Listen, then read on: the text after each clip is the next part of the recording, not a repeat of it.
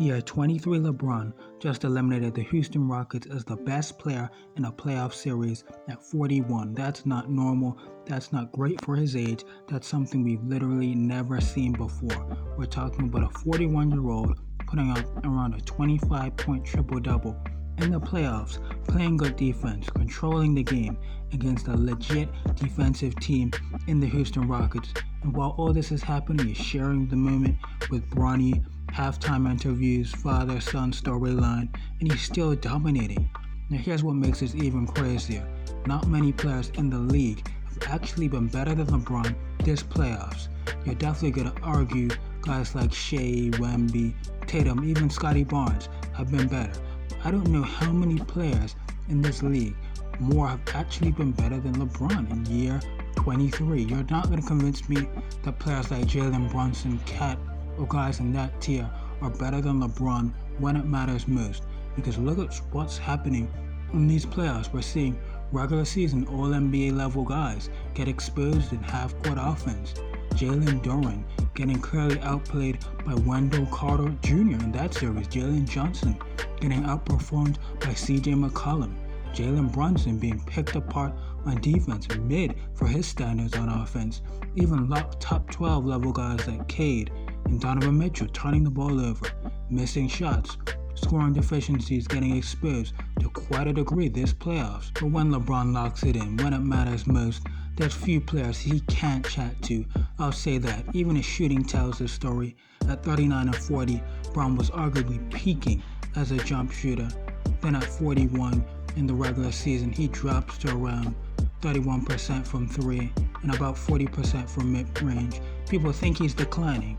Then the playoffs hit and suddenly the shot's back. Now he's efficient again, controlling everything. That's what greatness looks like. And the longevity, it's not even a debate anymore. LeBron scored more points in his 21st season than every other player combined. The only guy to even reach a 22nd season in the NBA was Vince Carter, and he was on his last legs, averaging about 5 points per game. So you heard that correct. No one's played 23 NBA years, and LeBron is in year 23 doing this. So if we're talking total career value, he's the GOAT easily. But I measure GOAT by peak and prime years. I'm more that kind of guy, because when we talk about players like Kobe or Duncan or legends of the game, we don't talk about the end of their careers or stuff like that. We talk about their peak, their prime years, their best years. If we're talking peak, that's where Michael Jordan has a real case. That 1988 to 93 stretch, about a 5-year run, is probably the best level of basketball I've ever seen, going back and watching since 1980. So if your GOAT is based on peak, I understand picking MJ, but if it is based on total career value, LeBron clears at this point. And here's the part people ignore. Jordan chose not to maximize his total career value. He retired twice in his prime after 3 peats. He could have kept playing, he could have stacked more years, but he didn't, and that's what ultimately matters. If you're a career guy, LeBron did, he didn't. Now if you want to argue career legacy and PR, Jordan leads because 6 championships versus 4, 6 finals MVPs versus 4, 5 regular season MVPs versus 4, a defensive player of the year versus none. Like, those are probably the 4 biggest legacy awards, and Jordan has more in all of them. So from a career legacy PR standpoint, picking MJ makes sense to me, but this is supposed to be an individual basketball debate, not a debate about what some voters decided on some award, some PR or legacy. Like, if I think LeBron deserved the 2020 MVP, then in my evaluation, in my mind, when I rank 2020 LeBron, he won. I'm not letting voters decide my opinion. Same with championships. Championships are team accomplishments that depend on how teammates, opponents perform, injuries, even refs. So many factors other than one individual affect how many rings you're going to win.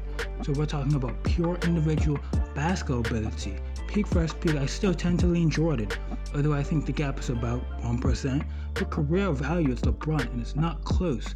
And what he's doing right now at 41 only adds to that. Because if a player reaches a certain level for 5 years and then stops, that's one thing. But LeBron, he's maintained elite impact for over 2 decades. That's the greatest longevity in sports history by far.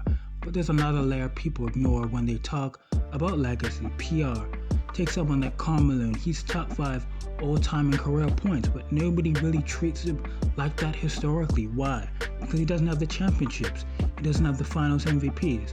He doesn't have those legacy-defining awards at the highest level that make your PI, your legacy, the best it can be. If he had 4 championships, a Defensive Player of the Year maybe, or more MVPs or Finals MVP, people would talk about him completely differently. That's the point. Things like total points, all-star appearances, all-NBA teams, the accomplishments LeBron compiled more of over his career compared to Jordan, they matter for legacy PR, but they don't hit the same as the biggest legacy awards. And that's why Jordan's career legacy still clears LeBron. To be clear, he leads LeBron in the biggest categories people care about for legacy: regular season MVPs, Defensive Player of the Years, championships, finals MVPs. But that's legacy PR stuff. Career, just basketball performance should be what matters. This is a basketball debate, isn't it? It's where we analyze individual basketball play, things on Wikipedia or team accomplishments that involve so many factors outside of one's control. It's for a casual way of analyzing the game, in my opinion. Just appreciate what LeBron is doing in year 23. At age 41, he's still outplaying top 12 level players in playoff settings. That just should not be possible. Just honestly, it should not. We're not supposed to be seeing this. And LeBron, for career output and individual basketball performance over a career value, he clears Michael Jordan. He just clears.